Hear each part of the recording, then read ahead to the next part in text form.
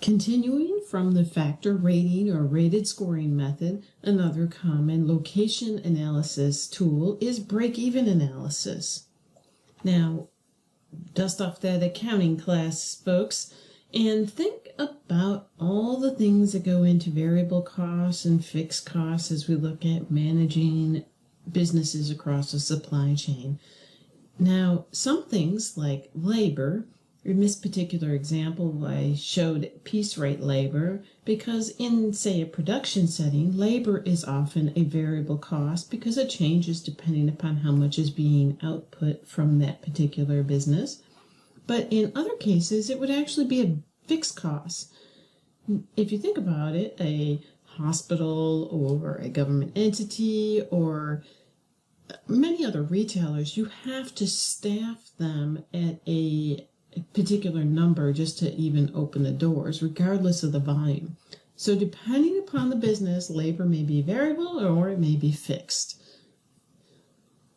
And as you consider this point, remember from your prerequisite operations management course, I know you also do this in financial management and QMB 3200, we are looking for that break-even point where our costs equal our total revenue, because that's what drives whether or not we make money or we don't make money. And this is a figure right out of that prior textbook in your operations management course. That demonstrates how we first have to cover our fixed costs and then our variable costs in order to make a profit. So in this particular example, we're going to talk about this medical group is evaluating their strategy and is planning to expand their network. They have identified 3 different potential regions to target for this expansion project.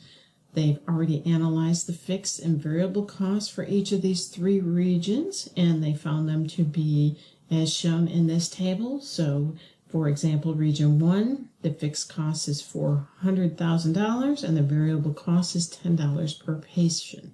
So again, they just did this for all 3 of the regions. So the question may be, which location is best for serving 50,000 patients? So as you recall, the way to calculate this manually would be the total costs as fixed costs plus the variable cost times the quantity. And since we're talking about costs, we're obviously going to minimize it. Now, we can do break-even analysis for revenue or pricing too. So remember, if you're going to do that, then you maximize your revenue, not minimize it.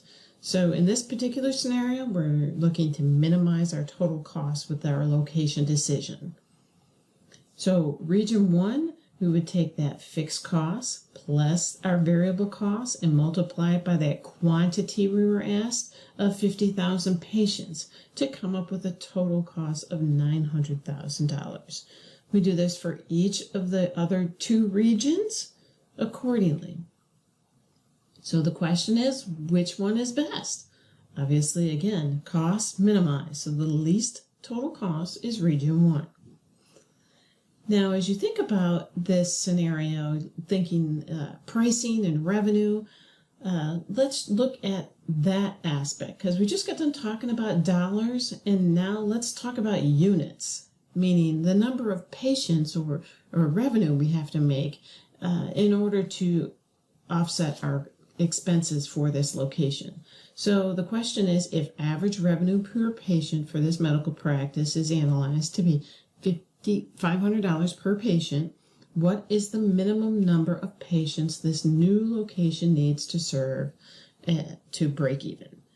So the formula for this situation does change just a little bit. The total cost, total fixed cost, is in the numerator, while the denominator is that price minus the variable cost. So we have to cover those variable costs. So the break-even point for Region 1 would be $400,000 for our total fixed costs, and we divide it by that $500 per patient minus that variable cost of $10 per patient. So we would need 817 patients per year to break even at that location. So the next question, or you remember, you can always set these up in Excel too. I know I will break down the problems manually, but just as easily show Excel, because this is that exact same formula, but it's using the cells that are given. So we take B4, which is that fixed cost, times that plus that variable cost, multiplied by our number of patients down here. Obviously, there's a dollar sign on each end, because regardless, when I copy this formula to the second and third region, I do not want it to change the number of patients.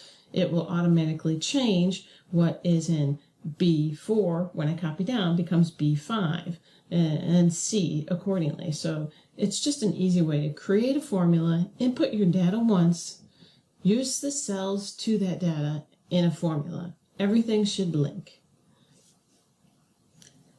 Now the next question in this scenario is, when does region 3 become the optimal location?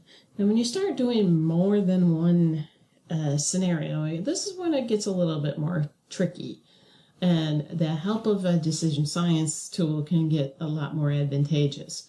So in this case, I'm using the data that we're given, and I'm basically comparing region 3 to the other two choices. Okay, so I take the total fixed cost plus the variable cost, which would be 5 in this case, is our variable cost for region 3, multiplied by whatever the quantity is. I'm putting an equality with region 1, so I have region 1's fixed cost plus the variable cost times the quantity, and I'm strictly using algebra to solve for Q. So Q has to be less than 100,000. Okay. So then I do the same thing for the other alternative. I have region 3, I'm comparing it to region 2, I'm setting up my formula for the total costs for both of these, and I'm just solving for the quantity. So the answer is, when the number of patients exceeds 100,000, that's when region 3 becomes the optimal location. Now your Palm for Windows software had a location module that for break-even analysis that you simply input the fixed and variable costs in accordingly. When you hit solve, it calculates these comparisons just as we did for you, and it gives you a neat little diagram. And you can easily see in this particular case when location 3 becomes the lowest point or the lowest line on this graph at 100,000, and that would be when it would be optimal. So hopefully this short summary helps you understand how to do these kind of problems.